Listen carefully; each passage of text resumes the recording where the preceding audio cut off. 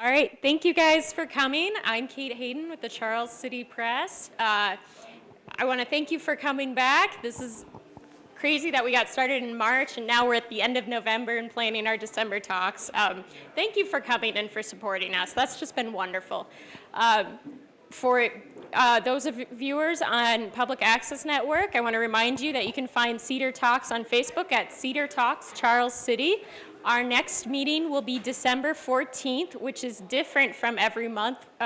Usually we are the last Thursday of every month, but with the holidays next month, we don't want to interfere with that. So December 14th, 6 p.m. here at the pub on the Cedar. Our speaker will be announced in the weeks coming up here. I want to introduce you to Dr. Christopher Larimer. He's joined us to talk about Iowa's status as a swing state.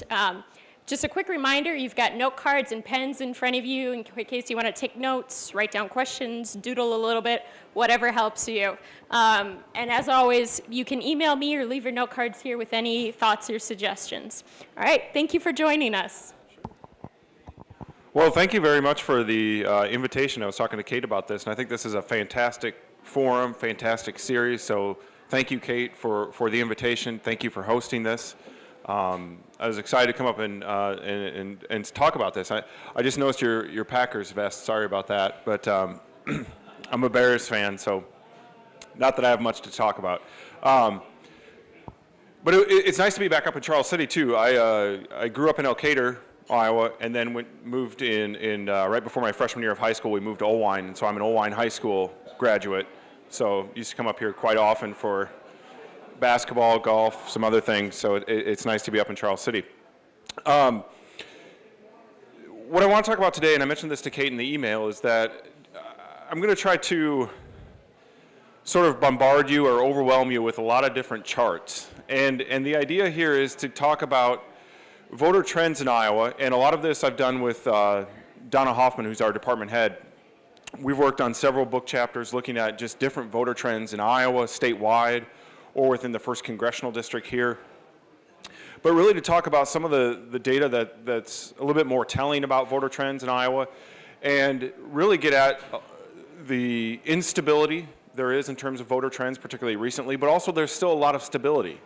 So I put that up there as far as the title of the talk, Predicting Elections is Easy, half jokingly, because on some level it is very easy, and on other levels it's not. And we've seen a lot of, recently, a lot of election trends that are sort of going askew from what some of the models would have us predict.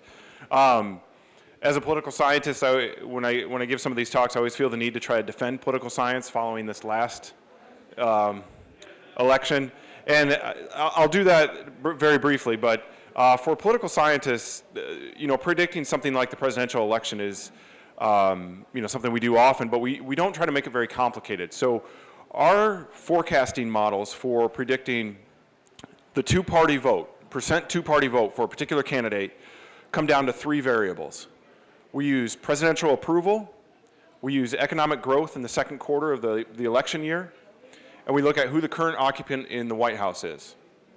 So using those 3 variables, we can actually get very, very close to the percent two-party vote going to a particular candidate. And actually, political scientists had 10 different forecasting models released prior to last year's election, and those were released anywhere from 60 to 240 days before the election. 7 out of 10 of those models got within 1 percentage point of the final two-party vote. The trick, of course, or the unusual part, is that this is predicting national two-party vote, and we do elections based on the Electoral College. Predicting through the Electoral College is much more difficult. But our basic forecasting models held up actually quite well. We've also seen evidence since the 2016 election that show that the things that a lot of people talk about as mattering still may not. For example, there's a lot of talk about debates, and we saw a lot of theatrics in the 3 presidential debates this last year. We still have yet to see evidence that debates matter. There's always talk about the convention bump. That each nominee gets a bump from his or her national party convention. Yes, they do, but that's very brief.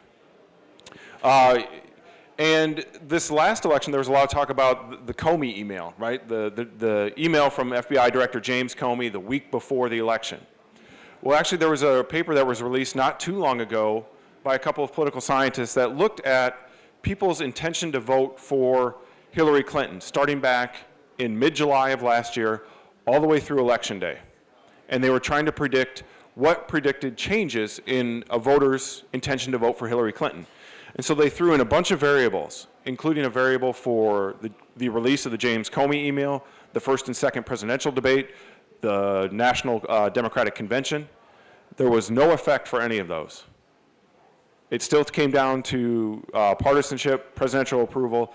Those single events that get a lot of attention in the end usually don't matter because, as I'll talk about here, partisanship, someone's party ID, is still the strongest #1 predictor of vote choice. Despite everything that goes on, if you know someone's party ID, you know how they're going to vote. And even as unusual as the 2016 election was, for people who identified as Democrats, who are identified as Republicans, they voted with their party at the same rate they have past several presidential elections. And what was interesting here was that even people who said they don't necessarily identify strongly with one political party, but that they're, quote, leaners, they lean one way or the other, leaners voted exactly like partisans in this last presidential election. So if you were someone who said you lean Republican, 90% of those leaning Republicans still voted for Donald Trump in the end. So again, it was a very, very unusual election in terms of who the nominees were. You had two candidates who were the most disliked candidates in at least modern presidential history in terms of having measures of presidential approval. But in the end, partisans voted like partisans. So on some level, predicting elections you could argue, is somewhat easy. Yeah, oh yeah, and I should say, please interrupt. Yeah, go ahead.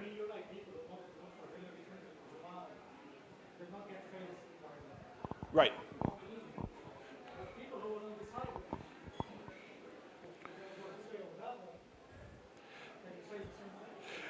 No, we can't say that. Now, the only thing I will say there, though, is that what we know from research on people who are undecided, or at least people who claim to be moderates or don't identify with a particular party, the people who are the proportion of the population that's truly independent, political scientists have it down to about 5 to 8% of the entire population is probably truly independent. That is, could truly be persuaded to vote to one side or the other. So, but you're right. People who are undecided at that point could have been swayed by that. The flip side of that, of course, is how many people really didn't know who they were going to vote for a week before the election, right? Because, I mean, you had candidates who were very, very different, right? I mean, and on nearly every aspect, personality, politics, policy, everything. But you're right. If they weren't decided, if they were maybe a small portion of the electorate that was truly independent, that could have made a difference. But generally, it would not. Yeah. It's a great question. She asked if Bernie Sanders split the vote.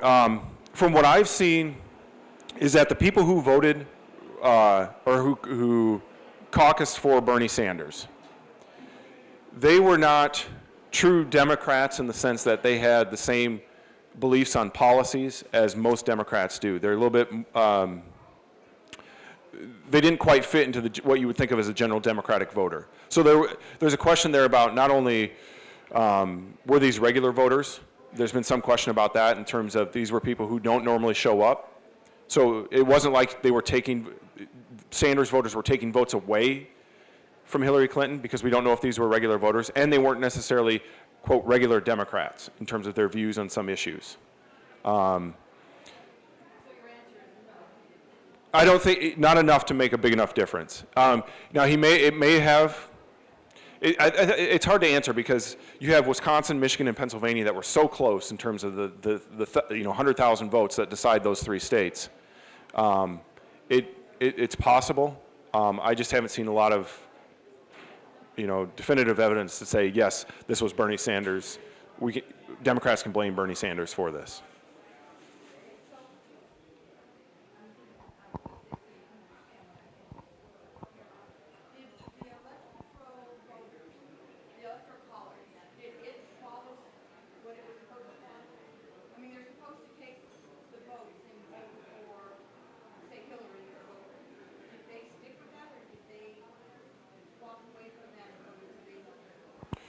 I mean, the Electoral College played out as it's supposed to. So whoever won the state's popular vote, that's who the Electoral College votes went to. The unusual part of that, of course, is that you had Wisconsin, Michigan, and Pennsylvania that normally go Democratic, and you had Trump win those 3 states by a very, very narrow margin, and so then he ends up getting all the Electoral College votes. And that's one of the biggest criticisms of the system, is that you could have a proportional system. So instead of having a case where you have a state of millions of people decided by 22,000 votes, and then whoever wins that state by that narrow margin gets all the Electoral College votes, the argument against it is, why not have a proportional system? Why not split up the votes, the Electoral College votes, in a way that better reflects how close that race was, rather than a winner-take-all system? And you do have states that do that. Nebraska does it, Maine does it, where they at least award Electoral College votes by congressional district. So you have 3 congressional districts from Nebraska. Typically, the 2nd congressional district, I think it is, the one right around Omaha, is a little bit more liberal than the rest of the state. And so if that congressional district vote goes one way and the rest of the state goes the other way, you could still win one of the 3 votes from Nebraska there.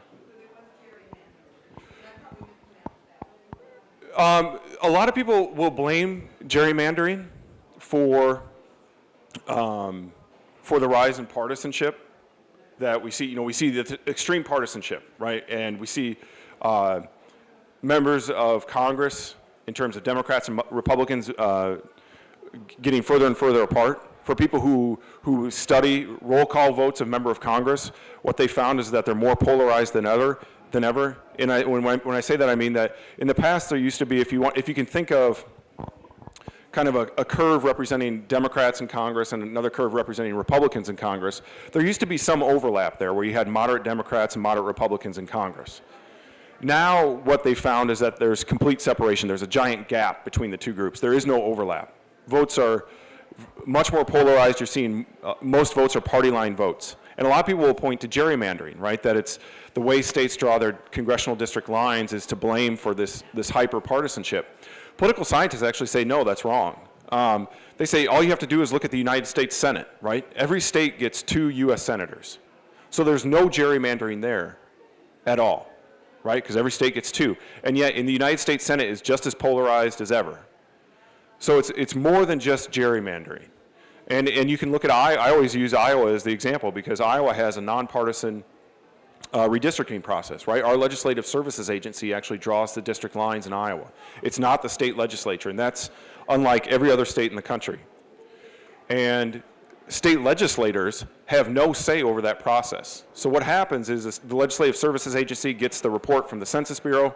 They have a certain amount of time to draw up those district lines, however they want to do it. And all they have to pay attention to is county lines and district population. And so, for example, so for Iowa, there's roughly 3 million people in Iowa. We have 4 congressional districts. That means each congressional district has to be about 750,000 people, and there's an exact number there, and I forget exactly what it is. But by Iowa law, those congressional districts cannot deviate by more than 1% from that ideal population. So by less than 7,500 people, okay?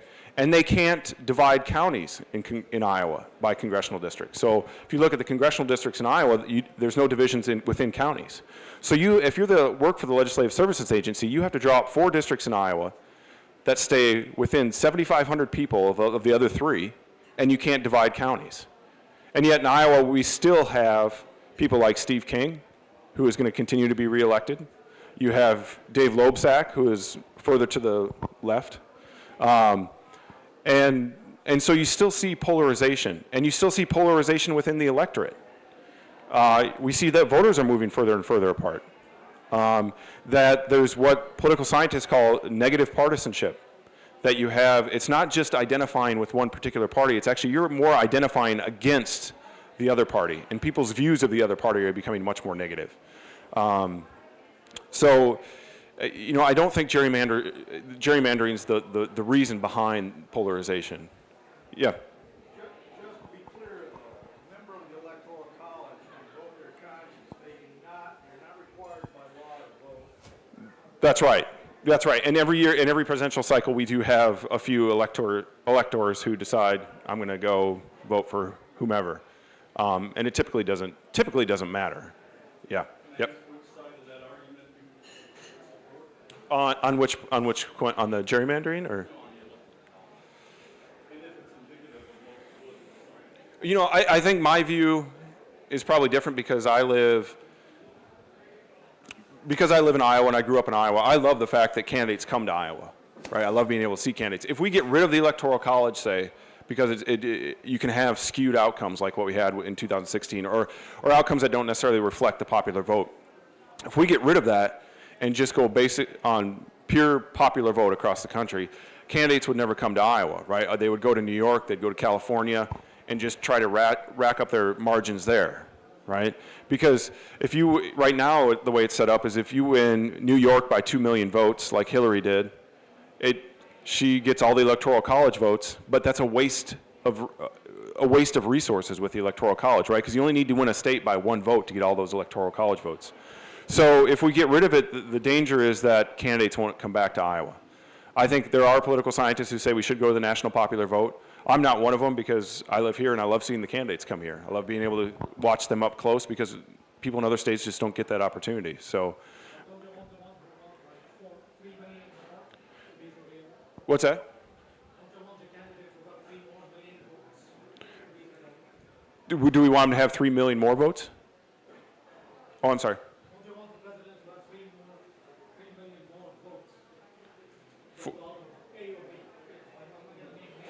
Yeah. Well, that Hillary won 3 million more votes than Trump. Right. He's saying that you want the states that have a bigger population to have more of a say. Yeah, I mean that's the danger, right? That those bigger states would have more of a say, right? I wouldn't want that either. I mean, just being from a small. No.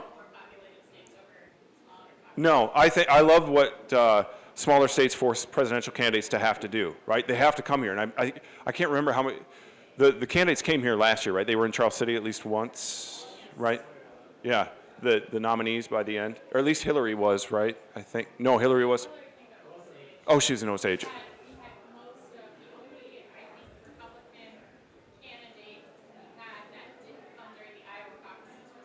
Okay.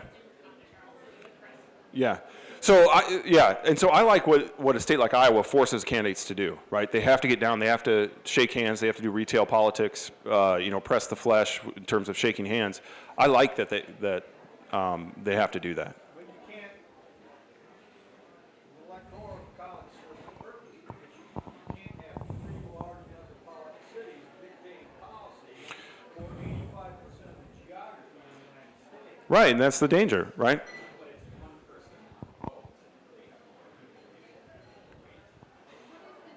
Well, that is the popular vote, right? Right. No, but the Electoral College kind of throws that off, the Electoral College system. And so there's been all sorts of talk about different reforms as far, if we don't if we don't do the Electoral College, or if we keep the Electoral College, can we reform how we do the nominating process in terms of the caucuses and primaries and so forth. Should we have regional primaries, regional caucuses? Because some people, you hear it constantly about Iowa shouldn't go first, right? But statistically, you can make a really good argument that Iowa should go first.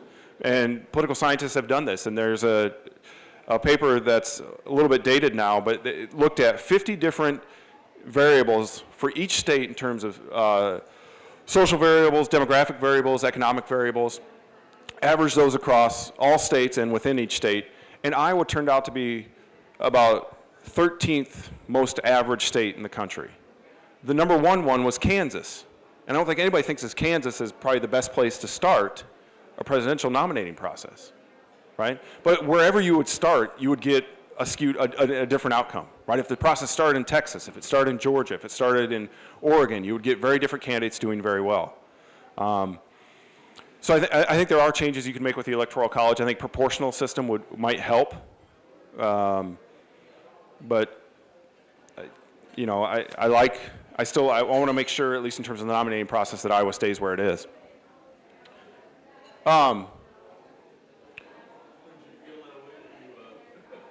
If I didn't live in Iowa?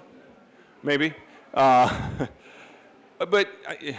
yeah, I think people are jealous of that. You know, my wife's family is from Nebraska, and so if they're up during the presidential year, I take them to presidential events. They think it's amazing, and they don't live that far into Nebraska. They're just southeast Nebraska, but they get nothing, and they don't get to see any of these candidates. They can't believe that you can literally go to someone's living room or come into an area this big and see the person who's the next vice president or president of the United States, and they're just fascinated by it. Mm-hmm.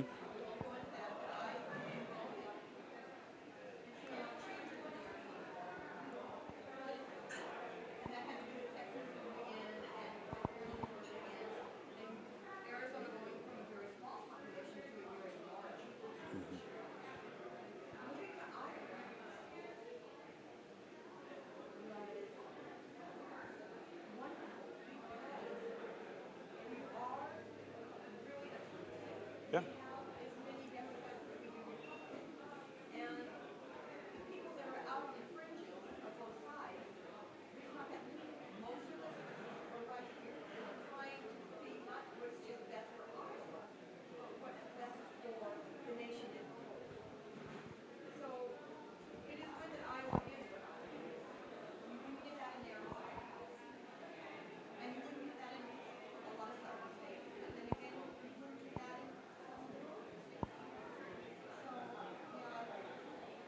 No, well, and that's a good segue into some of these slides in terms of talking about the swing nature of Iowa, because Iowa still is a swing state. There are a lot of people who have suggested recently that Iowa is now a red state, that because of having unified Republican control in state government in terms of the governor's office, state house, state senate, that Iowa went for Trump by over 9 percentage points. That Iowa is a red state.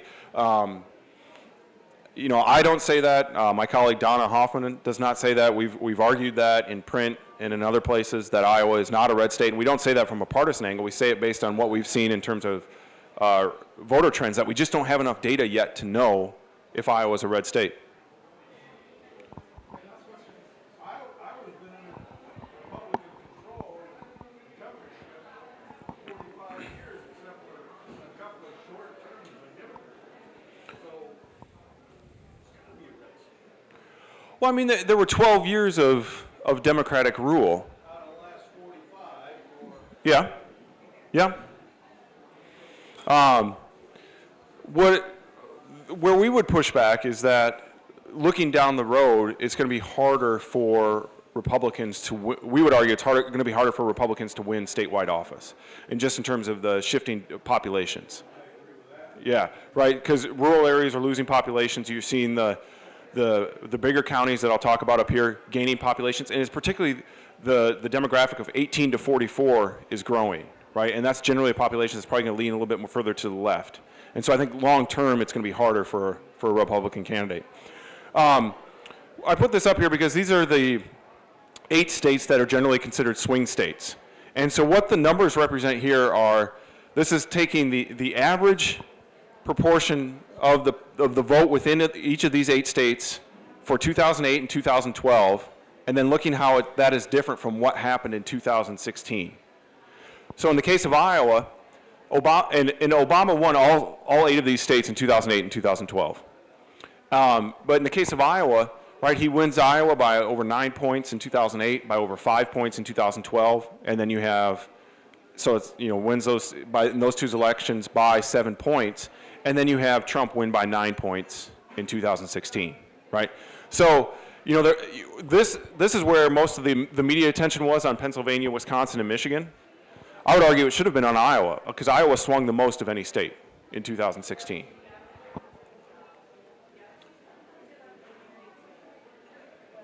Here's just a kind of a better, maybe visual representation of what Iowa looks like in terms of where the Electoral College vote has gone.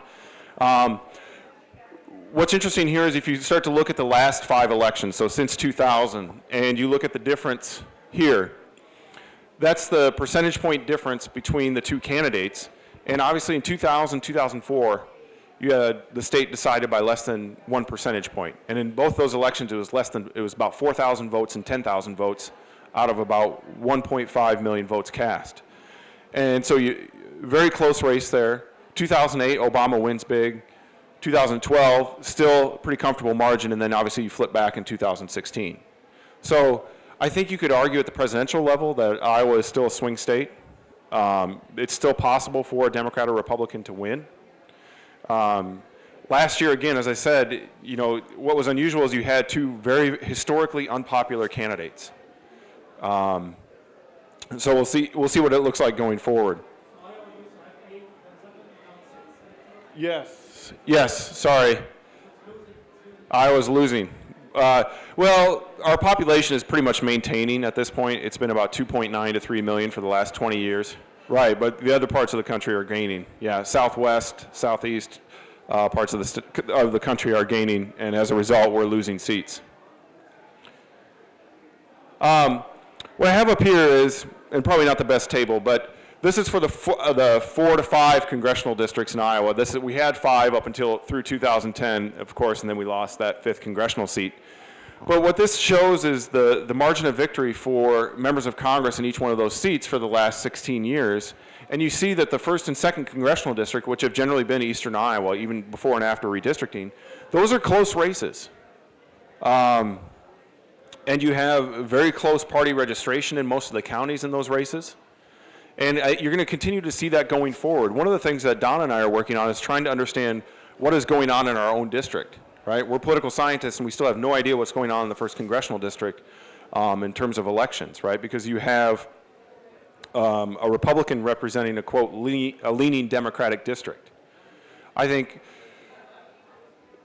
saying it leans Democratic is in some ways accurate. The 1st congressional district is Democrats hold a party registration advantage over Republicans in this district by about 5 percentage points, but no party voters are the largest group of voters in this 1st congressional district. About 39% of voters in this district identify as no party. That's higher than the other 3 districts.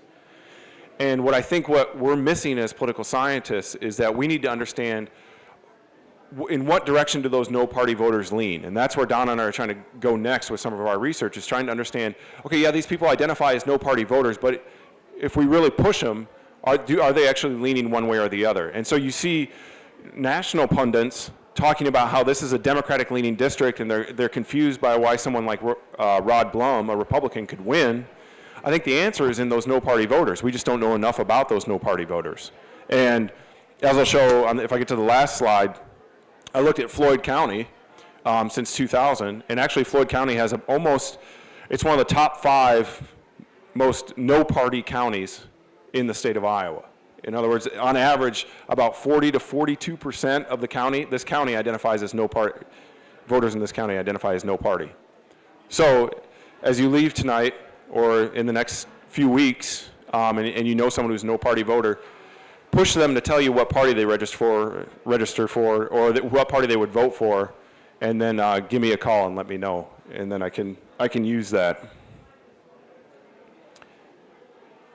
So here's one of the things, and this is the 1st congressional district. And again, this just shows how unusual it is, right? If we think about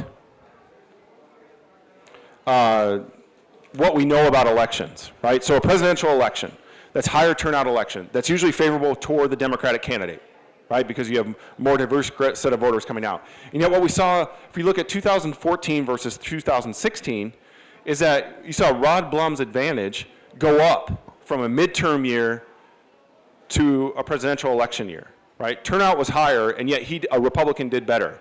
That's usually not how it works, right? In this case, he won 15 counties in 2014. He won 18 of the 20 counties in 2016. His percent two-party vote went up over 2.5 percentage points from 2014 to 2016. Now, it may not seem like a lot, but that's very unusual, right? Usually, a Republican would not fare as well in a district like this in a presidential year compared to a midterm year.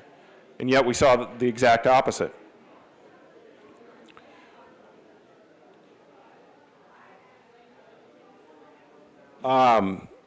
This slide kind of gets at some of the instability here that I'm still trying to understand. So the blue columns there, going back to Reagan, represent the percent each one of these candidates won Iowa by.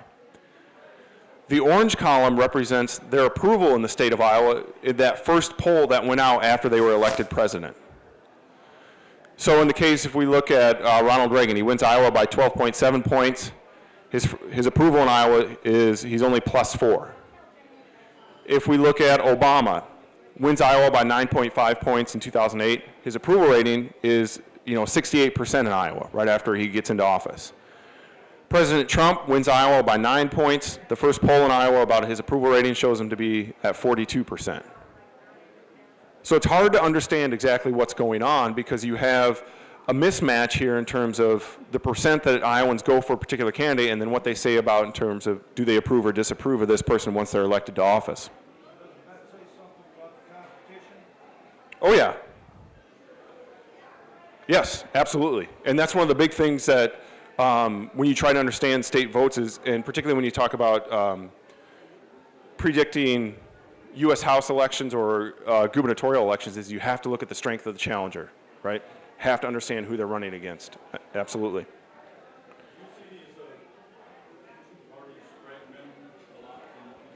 No, it's a really good question. I just think it's so hard for, in terms of, like if a third party would start up, is that kind of what you ask? Yeah, I think that's just too hard in terms of running for office. What we, at least, recently we've seen, you had the Occupy Wall Street movement in, I forget exactly what year that was, but 11, yes, thank you. So Occupy Wall Street in 2011, and the Democratic Party kind of absorbed that. You had the Tea Party movement in 2009, 2010, and the Republican Party sort of absorbed the Tea Party. I think it's just hard for those movements to get their own party going because of the way elections are structured, because of the amount of money that it takes to run for federal office. I think it's getting harder and harder to set up a third party. I'd be very surprised if a third party started. Yeah. I think they fragment a bit, but when it comes time for elections, they usually come back together. And I think, the best example of that is the Republican Party in 2016, right? It was all over the place in terms of Donald Trump, Jeb Bush, Chris Christie, Ted Cruz. You had very different parts of the party within those candidates. And in the end, Republican voters, at least, came back together, right? I don't. I mean, the other way to think about it is looking at approval of Congress, right? So since 2001, approval of Congress has been going down significantly, and it hasn't been since September of 2009 that approval of Congress was above 30%. So that's a pretty low bar, right? It's averaging under 20%. And yet, if you look at the re-election rate of members of Congress, it's over 90%. Going back to 2000. So members of Congress are being reelected at a rate of about 90 to 92%. 13% of the public approves of Congress. In political scientists, we call that Fenno's paradox. It's named after a political scientist up at Rochester, Richard Fenno. But the idea is that people hate Congress, but they love their own member of Congress. And so I think until people break away from that, I think there's no incentive for the party. I think it's going to be hard. The parties aren't going to, I guess, move apart, right? Because voters aren't moving apart. In the end, the voters come back to their own partisan ID. I don't.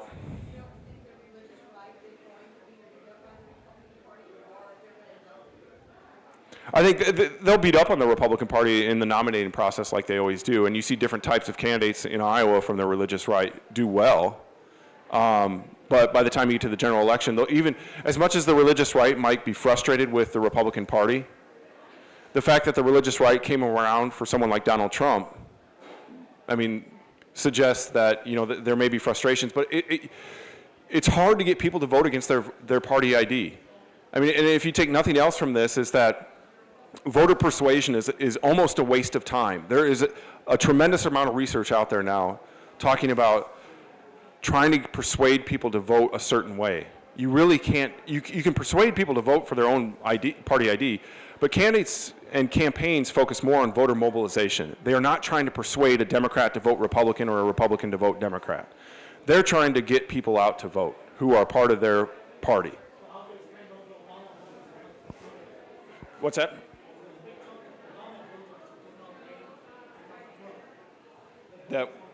Right, and in this county, actually, because this was one of the counties that flipped.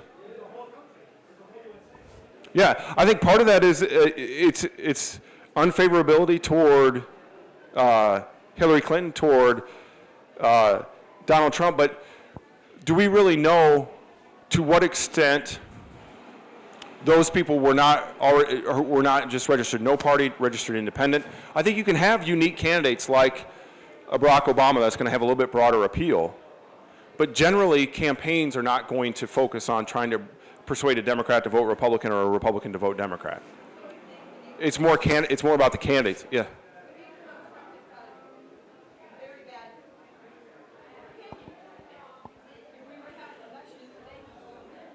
Well, if we had the elections today, you'd still see a significant chunk of Republicans vote for Trump. There may be more, it may be closer to 10% that would move away from him, but you'd still see 70, 80, 85% of Republicans vote for Trump. No, because, right, because we know that partisanship is really part of someone's social identity, right? It helps define who you are. If I ask who you are, you give your name, your occupation, and in the end, people usually say, what is their party ID, right? I'm a Democrat, I'm a Republican, I identify as moderate, no party. It's hard to get people to vote against their own social identity, right?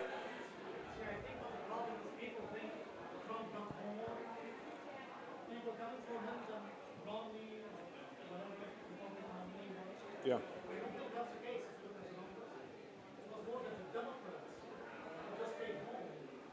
Right. Right, Democrats stayed home, and we don't know, we're still trying to figure out the extent to which those independents stayed home, right? That may have in the past gone for Obama, right? So yeah, it's not, I haven't seen a lot of evidence that you can get that persuasion. I think you're right, it's more mobilization, right? That's what parties are focused on, is mobilizing, sorry. I'm of the opinion that both candidates were awful. But are you a betting man? Am I a betting man?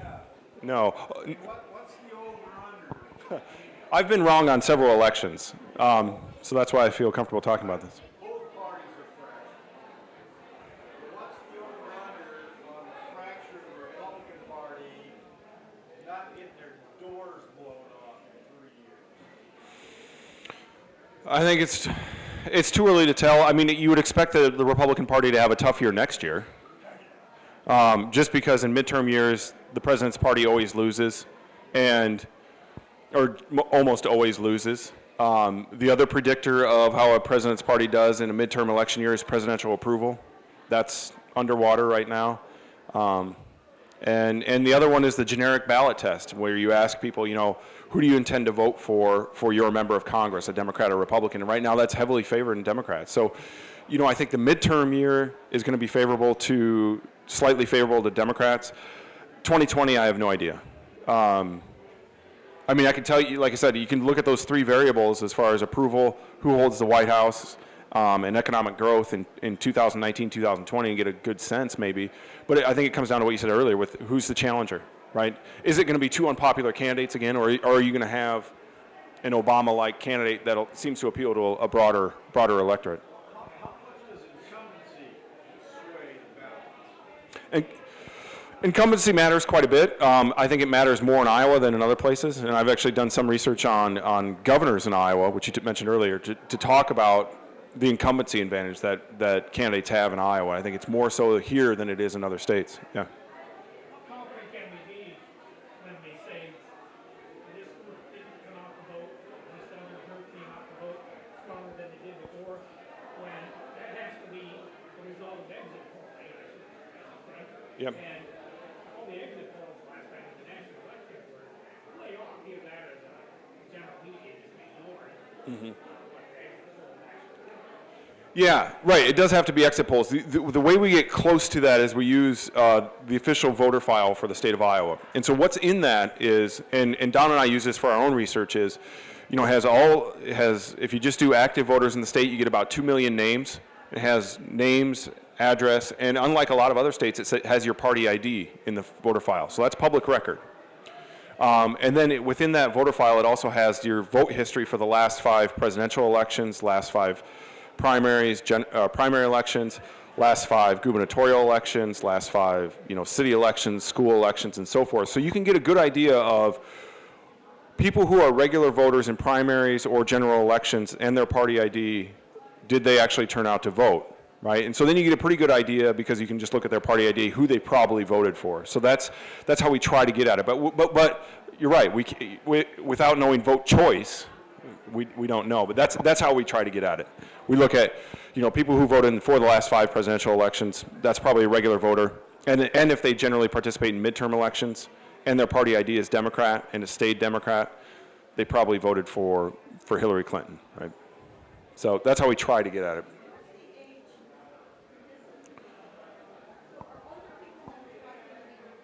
Yes. Yes.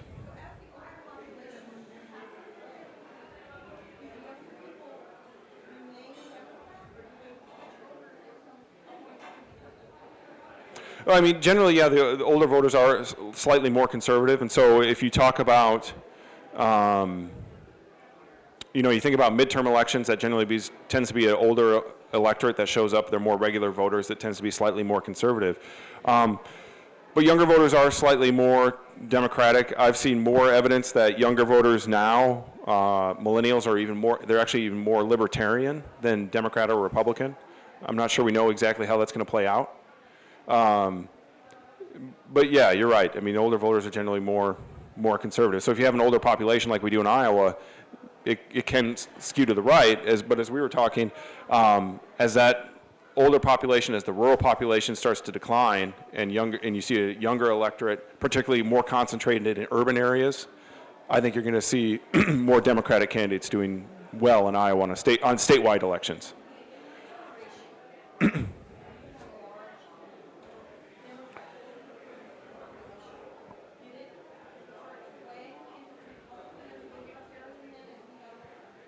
Is which part? I'm sorry.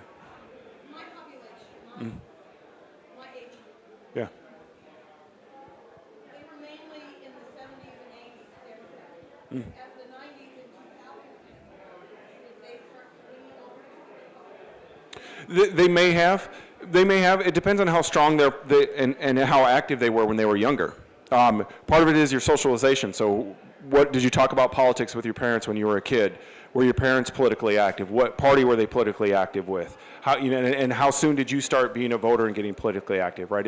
If all of that is in the direction of one party, you're probably not going to change parties as you get older. So.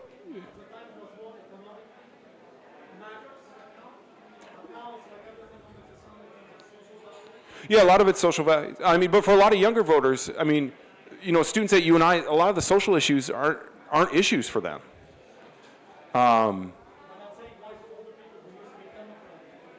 Why would they go conservative? It could be, yeah, it could be, yeah. It could be because of those social issues, but again, I think it goes back to how politically active are you when you're younger, and what sort of conversations are you having with your peers about politics as you're growing up? In my case, my parents were both politically active, but my mom was very far to the left. My dad was a Republican, so I got to hear kind of both sides. What's that? No, my mom is very loud and talks about politics all the time. My dad just kind of nods or shakes his head. He keeps pretty quiet, and then he'll come tell me, when she's out of the room. So what he really thinks and what the right answer is.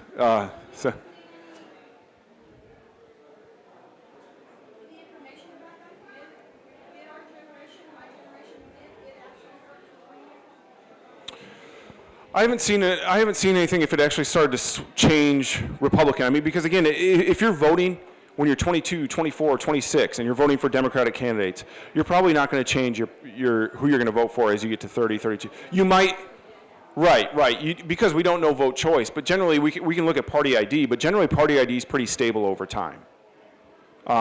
If you're politically active, right?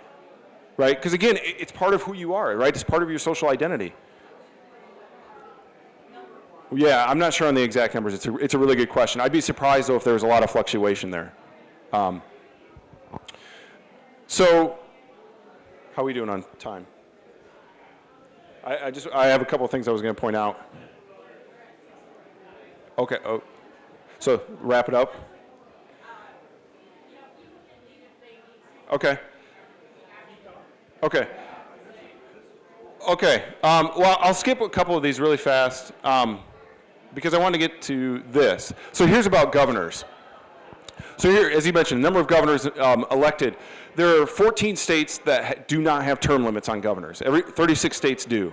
So 36 states say, yeah, you have a set limited amount of time to be governor of our state. But of the 14 states that do not, if you look at 1969 through 2011, Iowa elected just 4 governors, right? We had Ray, Branstad, Vilsack, and Culver, and then Branstad back after that. And Iowa sticks out here. Okay, and so some of my research has been trying to understand why is that the case. And I think in Iowa, a lot of it's a personal issue.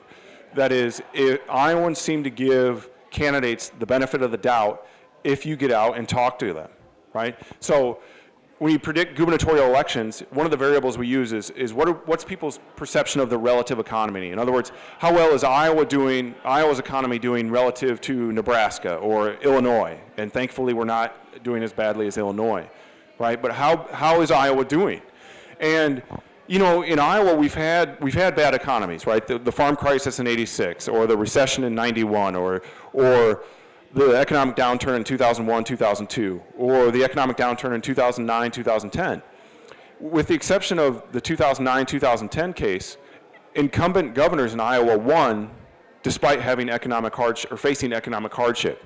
And what my research at least found is that part of that is because candidates like Branstad, like Tom Vilsack, even like Robert Ray, if you go back further, they got out and they talked to voters. And the perception was that they liked to be out and talk to voters. The perception with Chet Culver was the opposite. And I'm not saying he didn't do that. What I'm saying is that, at least my research has found, is that the perception was that Culver was not out there as much as Branstad, as Vilsack, right? In some of the work I did, and I talked to Vilsack, I talked to Branstad about this, and I talked to a number of other people, but one of the great quotes that I had is from someone talking about Branstad, is that he would be at a meeting of every meeting of 2 or more people, right? He would be everywhere. Vilsack didn't do it quite as much, but he did those walks across Iowa. And those give you the benefit of the doubt, right? So if a voter's going to the polls and doesn't like the direction of the economy, but they've met you or at least seen you in a pub or in a living room, they're probably going to give you the benefit of the doubt. And that's why presidential candidates do it, right? That's why they come out, because they know for you guys, for all of us to go out and caucus, it takes time, right? It takes 3 hours on a cold night to stand in the living room and to publicly declare who you like as a candidate, and all your neighbors can see who you like as a candidate, right? So that's why presidential candidates do that. That's why they have that personal touch.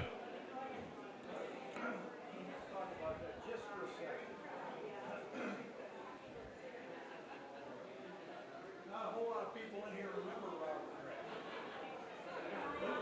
But he presided over the finest economies in Iowa, made Iowa into a safe haven for Vietnamese, and was a humanitarian. Iowa had the best public education system in the United States. He couldn't get elected today. He could. Since then, since Bob Ray, under mostly, not a Republican, but under mostly Republican regimes, our education system is third tier, our infrastructure is the same as Bangladesh. I mean, where does accountability come into this? I mean, kissing babies is okay, but when does the electorate get informed?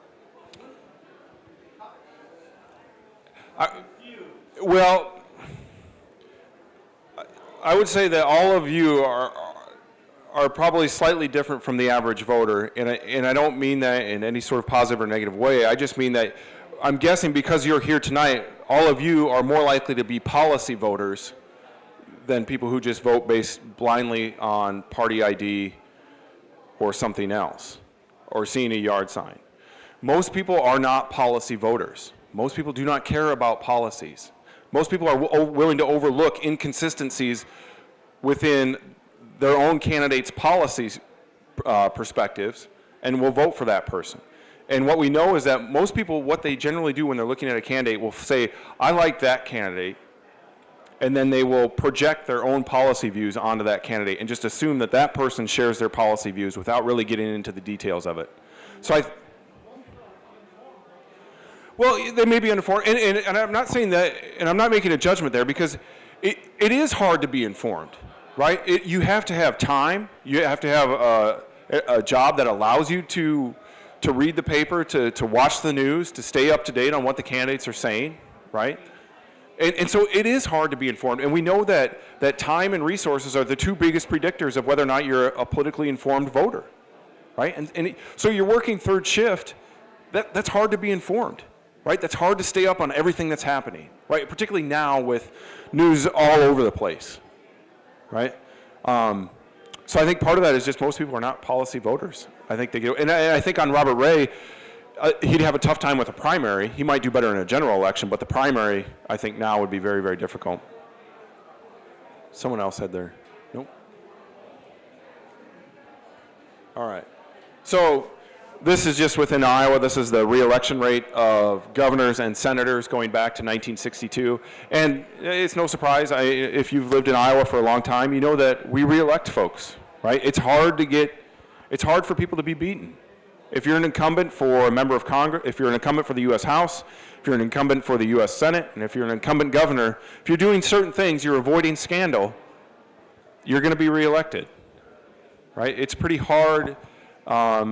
It takes a lot. And you look at Chet Culver in 2010, yeah, there was a personal issue there in terms of the perception of him in office, but also he was running in a midterm year when Barack Obama was starting to become unpopular. You had the Affordable Care Act that was just signed that was very unpopular. You had the Tea Party movement. You had the collapse of the economy. So he was running against a lot of things. And the other big one is challenger strength, right? Terry Branstad, in terms of, in political science, we rank challengers, and generally it's by their prior elected office experience. In this case, you had for the first time a governor running against an ex-governor. That's as hard as it's going to get, right? And so now, and to think about that going into 2018, I want you to think about challenger strength, but in the case of Culver, he had all those other factors working against him, and then he had the toughest possible challenger he could have, an ex-governor who was popular, right? And I was talking to David Yepsen, who used to write for the Des Moines Register, about some of this, and he said, the way he described it was that, he had Chet Culver was struggling, and then he said, here you had Terry Branstad, who he described as sort of this comfortable old pair of shoes. That that's the perception that people had, and he comes in, and there was the perception that he could fix things. So I put this quote up there because, based on what we've been talking about, I think it's particularly relevant. This was just earlier this month from the New York Times. What it really gets at, and this is based on, and there's the entire article's about political science research, but I think this quote sums it up greatly, or very, very nicely. The average conservative Republican isn't a Republican because she's a conservative. She self-identifies as a conservative because she's a Republican. So she's party ID first, and then policy views come after that. And that's the way most voters will operate. Party ID first, and then policy views come second. So here's a graph to kind of make your eyes go blurry a little bit. This is party registration in Iowa from 2000 through 2016. The blue bars there represent the proportion of active voters in the state that are registered as Democrat. Red bars, active Republicans. And then the gray bars there are the proportion in the state that are registered as no party. And as you can see, no party continues to dominate, right? People like to talk about it as a third, a third, a third. Well, that's not quite right. It's more, no party is a little bit more than the third, and then the other two parties kind of divide up the rest. But where I think political scientists have failed is to at least particularly in Iowa, and I include myself there, is that we need to understand what's going on with that no party group. Because chances are that 35% that's registered as no party right now, a big chunk of that you could put into one party or the other. They probably lean one way or the other. We haven't figured it out. We need to start doing more surveys of those voters to understand exactly what's going on. How does that look nationally? How would that chart look nationally? It would depend on the state. There are some states where no party voters are like this, where they dominate. There are other states where they don't. I mean, you think about like a Delaware, Oregon, Rhode Island, you know, Democratic Party registration dominates there. Of all, across all 50 states. I'm not sure how it would look across all 50 states. I've only looked at it on a state-by-state basis. Yeah, that's a good question. What's that? Did you call southern states Republican? Yes, yeah. But of course, within each state, there's variation there too, right? Between urban and rural areas too. I want you, this graph I put up there because we worked really hard on it. But I think it's also pretty telling. So the gray boxes here are the 10 largest counties in Iowa. We have, of course, 99 counties, but we have 10 counties where there's 50,000 or more active registered voters. And those 10 counties make up over half the electorate in Iowa. So if you're a statewide candidate, there's not a lot of reason to go anywhere other than these 10 counties. Which means the other 89, I don't want to say they don't matter because I'm in one of them right now, but they certainly don't carry as much weight in a statewide election. So that's the gray counties. The red counties here, the ones with the vertical red lines, those are the top 10 most Republican counties going back to 2000. And the way we came up with that is we looked at party registration in each county in December of each year from 2000 through 2016, and then looked at the rank for each year for each one of those counties and to see what proportion of the county was Republican. And those counties up there that have the vertical red lines were consistently the most Republican. And I will tell you, Sioux County is consistently by far the most Republican county in the state. It's over 70% of the county is registered as Republican. And that's pretty consistent. Now there are only 15.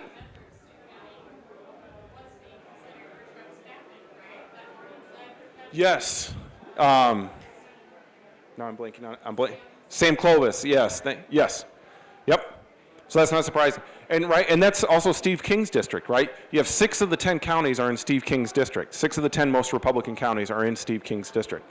But that northwest corner of Iowa with Sioux, Lyon, Osceola, and O'Brien County is extremely Republican. But there, you know, Sioux County is very Republican, but there are 15,000 voters there, active voters.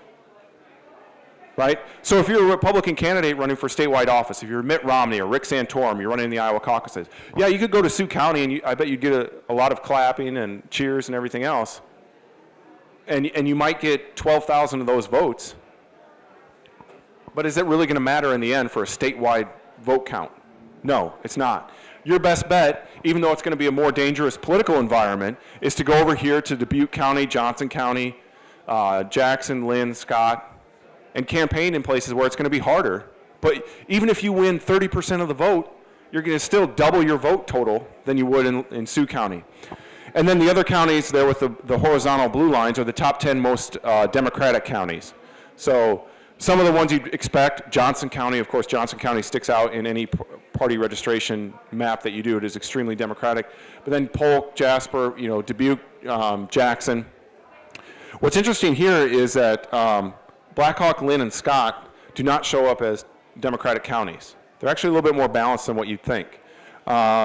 Scott County, if I had to put money on any county in the state to be a, quote, swing county or kind of a bellwether for the state, it would be Scott County. That's a county that has been very, very close in congressional races, even going back to looking at like Ben Lang versus Bruce Braley for the congressional seat there, Governor Branstad's gubernatorial races. The 2016 race for president in Iowa. Scott County is a good, I think, bellwether for the state. I mean, there are other counties that might also be, but Scott County also has 110,000 voters. So if you want a good bellwether with a lot of voters in it, and you can only look at one county on election night, I would watch Scott County. As I said, we also did this with no-party counties. What are the top 10 most no-party counties? And Floyd County is actually one of those. It's about the 5th most no-party county in the state. All right, I can wrap up here. Sure.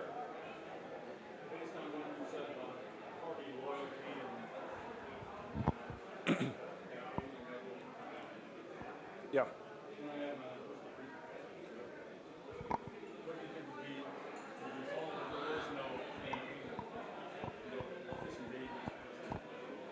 a great question. That's a great question. Political scientists often ask that question: is do campaigns matter?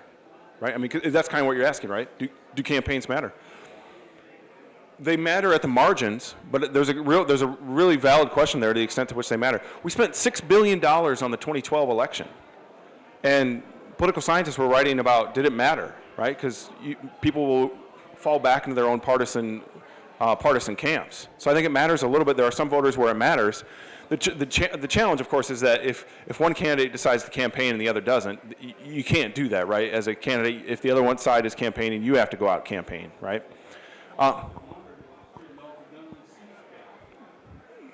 Maybe. Yeah, it's a good question.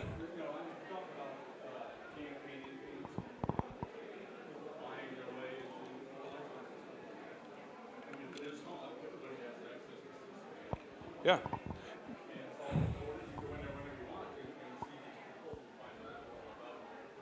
Right. Right. No, I think it's a good question, and I think you can look at that Fennos paradox, right? I mean, if incumbents are being reelected at a 90% rate, even though people don't like Congress as an institution, there's a real question. I mean, that gets at that too. To what extent does this campaign really matter, right? If people are just going to vote for the incumbent or vote for their own party ID. Sure. Yeah. Yeah. Yeah, but Trump didn't either. Trump didn't have much of a campaign. I mean, he didn't come to Iowa, and he won by 9 points. He didn't come as much as candidates usually do to win Iowa, right? He barely had campaign offices here. He had no organization on the ground. He went there, but it wasn't the ground campaign that you would expect for someone to win.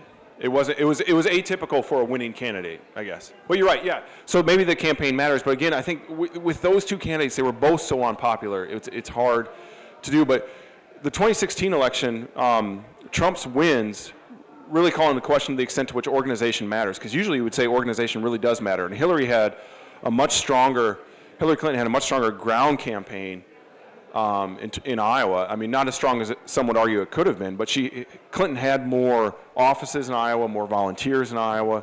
She was trying to do more than her opponent. Iowa and Wisconsin were led by relatively popular Republican governors who were firmly in the Trump camp. Yeah. I think that could have made some difference. Could have, yep. And it's hard for a party to win 3 terms in office. I mean, that's the thing. As unusual as the 2016 election was, it would have been really hard for any Democrat to win after having 8 years of Obama, right? Because there's the time for change model. That's what I started off talking about, political scientists, as far as the 3 variables. They call it a time for change model. And they call it for a reason, is that most voters want a change, right? We kind of go from one extreme to another. And I was down in Nebraska over the weekend with my in-laws, and they've experienced that with their football coaches, right? You had Bo Pelini, who's very much considered a, very emotional, on the sideline kind of head coach, and the Nebraskans wanted to change, and they went with Mike Riley, who was much more reserved, and now he ended up getting fired too. And so I don't know where their next coach is going to, what the personality of that next coach is going to be. Yeah.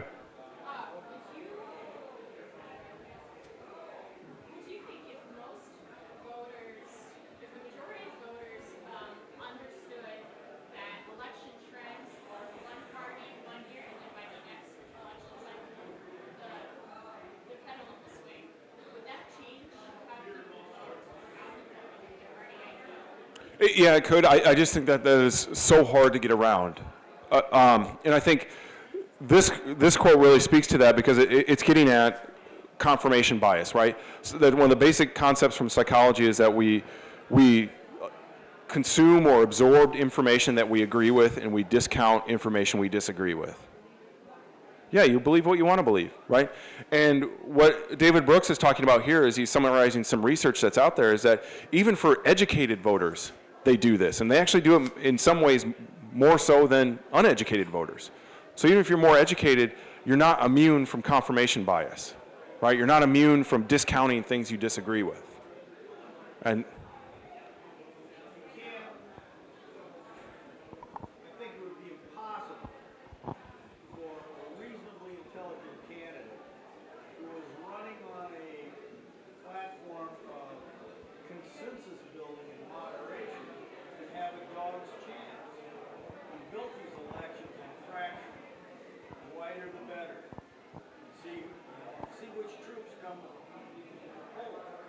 Well, they're built on mobilizing their base, right? Each party is just trying to mobilize its base, right? And from a campaign perspective, bringing in independent voters, bringing in no-party voters is a risk, right? Because you don't know what they're going to do. But if you know someone at this household voted Democratic the last time, you're going to mobilize them. You're not going to go across the street and knock on a door that you don't know about necessarily. Campaigns, more and more, what we've seen is they're focusing their strategies on those reliable voters from their base. So I think that it gets harder to get outside of that. I'll put, yeah. Oh. Yeah, I'll do it right here, I'm sorry. There you go. So question to think about for 2018.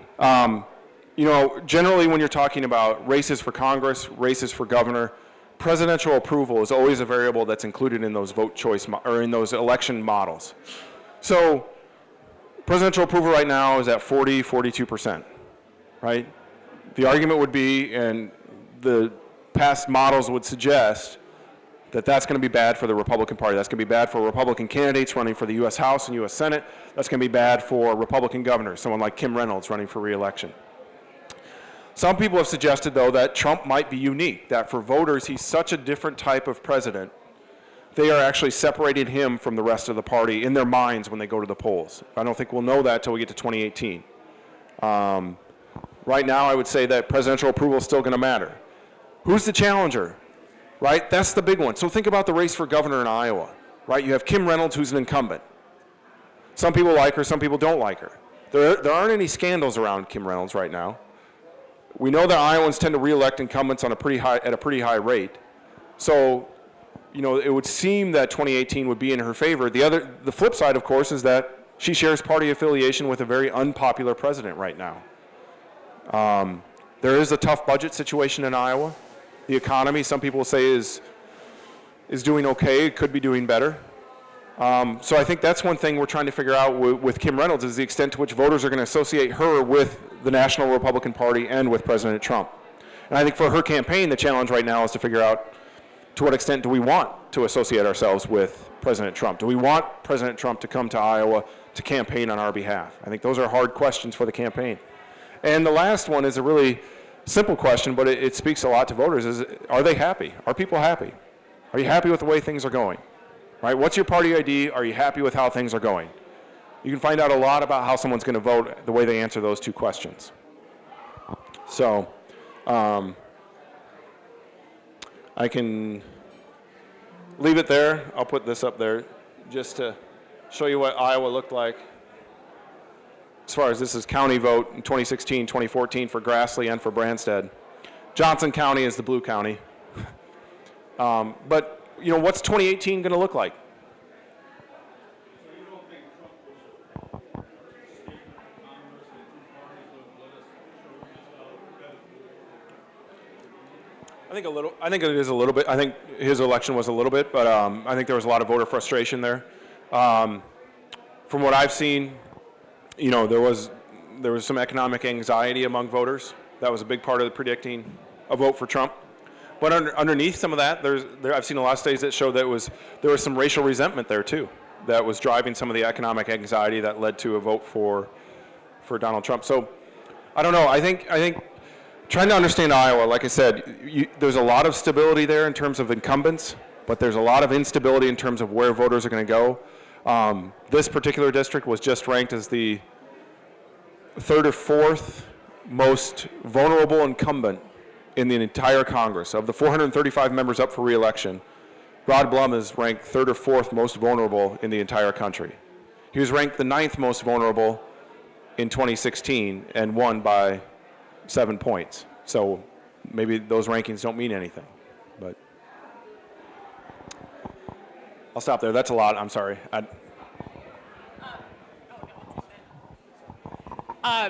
Thank you so much. I think we all learned a lot. We had really good discussion, really great questions coming out tonight. So I want to thank you for coming up and taking your time. That was fantastic.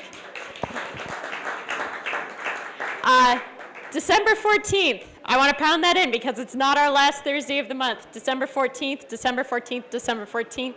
I will announce the speaker on our Facebook page, Cedar Talks, Charles City. Thank you for coming tonight, you guys. I appreciate it.